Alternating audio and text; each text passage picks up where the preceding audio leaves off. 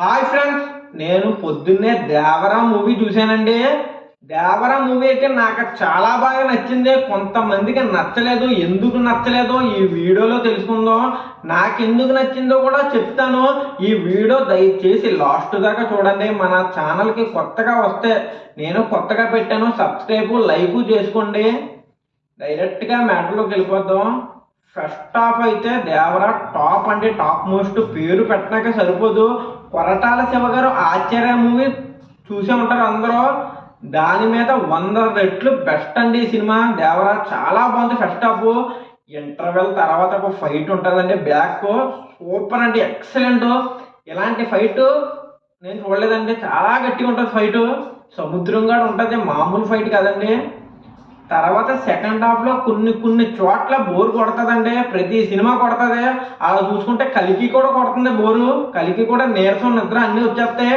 ఈ సినిమా అయితే లైట్గానే కొడుతుందండి, పర్లేదు. సినిమా అయితే స్టోరీ ఉన్నది భయ్య, నిజంగా మంచి స్టోరీ.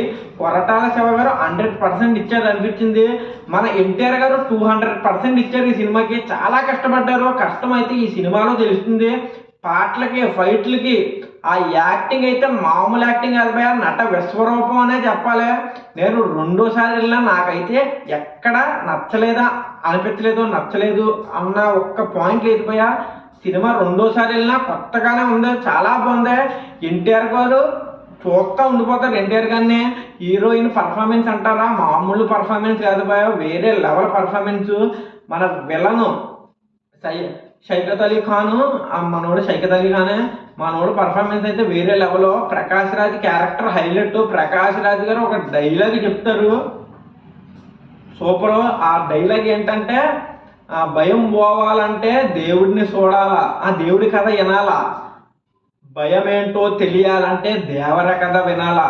ఇలాంటి డైలాగులు 4-5 ఉంటాయి పయ్యా. ఆ డైలాగులకి మీ ఎంటుకలు నెక్కబుడుచుకుంటాయని చెప్పాలి.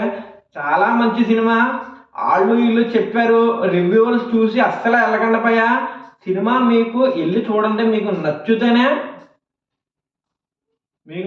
కన్ఫర్మ్గా నచ్చుతుంది. నచ్చుతేనే కాదు, నచ్చుతుంది కన్ఫర్మ్గా. కొన్ని చోట్ల బోరు కొట్టిస్తుంది భయ, ప్రతి సినిమా కొట్టిస్తుంది. ఈ సినిమా గురించి మాట్లాడాలంటే భయ, ఎక్సలెంట్ మూవీ. ఎన్టీఆర్ గారిది ఎక్సలెంట్ మూవీ అని చెప్పాలి. త్రిపులాల్లో స్టోరీ మన ఎన్టీఆర్ గారికి లేదు. ఆ లాస్ట్ ఫైటుని పులులతో ఫైట్ తప్ప మన ఎన్టీఆర్ గారికి సరిగ్గా ఇవ్వలేదు. ఈ సినిమాలో అయితే మొత్తం ఎన్టీఆర్ గారే కనపడతారు భయ్య, మొత్తం ఎన్టీఆర్ గారే. వన్ మ్యాన్ షో అన్నట్టు ఉన్నది సినిమా. తప్పకుండా వెళ్ళండి. ఎన్టీఆర్ గారి ఫ్యాన్స్ అయితే లైక్, సబ్స్క్రైబ్ తప్పకుండా చేసుకుంటూ ఉంటాను. బాయ్. జై హింద్, జై భారత్. ఎంతే భయ్య, కొంతమందికి నచ్చలేదు. ఎందుకంటే ఎక్స్పెక్టేషన్తో వెళ్ళిపోయారు కొంతమంది, అందుకే నచ్చలేదు. నేనైతే ఏ ఎక్స్పెక్టేషన్ లేకుండా వెళ్ళాను. ఎన్టీఆర్ ఫ్యాన్ కూడా కాదు, మామూలుగా వెళ్ళి చూశాను భయ్య. నాకైతే చాలా బాగా నచ్చింది. 250 ఎంత పెట్టి వెళ్ళాను భయ్య, వర్త్ అనిపించింది. సినిమా అయితే చాలా బాగుంది. ఉంటాను.